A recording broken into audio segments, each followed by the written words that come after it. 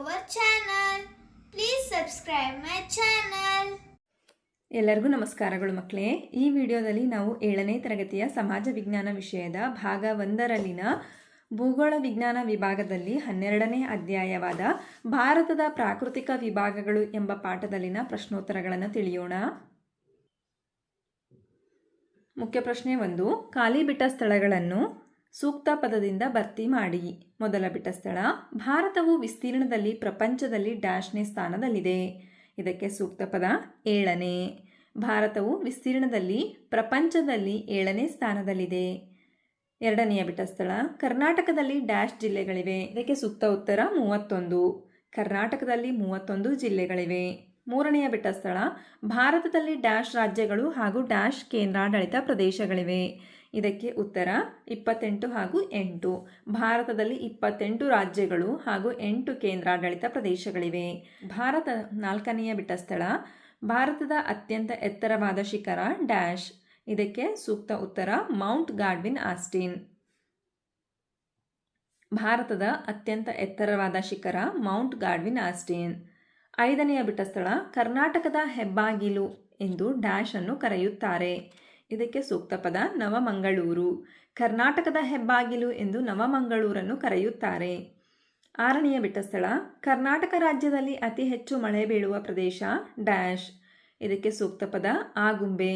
ಕರ್ನಾಟಕ ರಾಜ್ಯದಲ್ಲಿ ಅತಿ ಹೆಚ್ಚು ಮಳೆ ಬೀಳುವ ಪ್ರದೇಶ ಆಗುಂಬೆ. ನಂತರ ಮುಖ್ಯ ಪ್ರಶ್ನೆ 2. ಈ ಕೆಳಗಿನ ಪ್ರಶ್ನೆಗಳಿಗೆ ಉತ್ತರಿಸಿ. ಪ್ರಶ್ನೆ 7. ಭಾರತವು ಯಾವ ಯಾವ ಅಕ್ಷಾಂಶ ಹಾಗೂ ರೇಖಾಂಶಗಳ ನಡುವೆ ವಿಸ್ತರಿಸಿದೆ? ಭೌಗೋಳಿಕ ಸ್ಥಾನ ಯಾವುದು ಅಂತ ಕೇಳಿದರೆ ಉತ್ತರ ಅಕ್ಷಾಂಶಿಕವಾಗಿ 8 ಡಿಗ್ರಿ ಉತ್ತರದಿಂದ 37 ಡಿಗ್ರಿ ಉತ್ತರ ಅಕ್ಷಾಂಶ ಹಾಗೂ ರೇಖಾಂಶಿಕವಾಗಿ 68 ಡಿಗ್ರಿ ಪೂರ್ವದಿಂದ 97 ಡಿಗ್ರಿ ಪೂರ್ವ ರೇಖಾಂಶಗಳವರೆಗೆ ವಿಸ್ತರಿಸಿದೆ. ಭಾರತವು ಉತ್ತರ ಗೋಳಾರ್ಧದ ಪೂರ್ವ ಭಾಗದಲ್ಲಿದೆ. ಪ್ರಶ್ನೆ 8. ಕರ್ನಾಟಕದ ನೆರೆಹೊರೆಯ ರಾಜ್ಯಗಳ ಪಟ್ಟಿ ಮಾಡಿ. ಉತ್ತರ ಕರ್ನಾಟಕದ ನೆರೆಹೊರೆಯ ರಾಜ್ಯಗಳು ಗೋವಾ, ಮಹಾರಾಷ್ಟ್ರ, ತೆಲಂಗಾಣ, ಆಂಧ್ರ ಪ್ರದೇಶ, ತಮಿಳುನಾಡು, ಕೇರಳ. ಪ್ರಶ್ನೆ 9. ಭಾರತದ ಪ್ರಾಕೃತಿಕ ವಿಭಾಗಗಳನ್ನು ಹೆಸರಿಸಿ.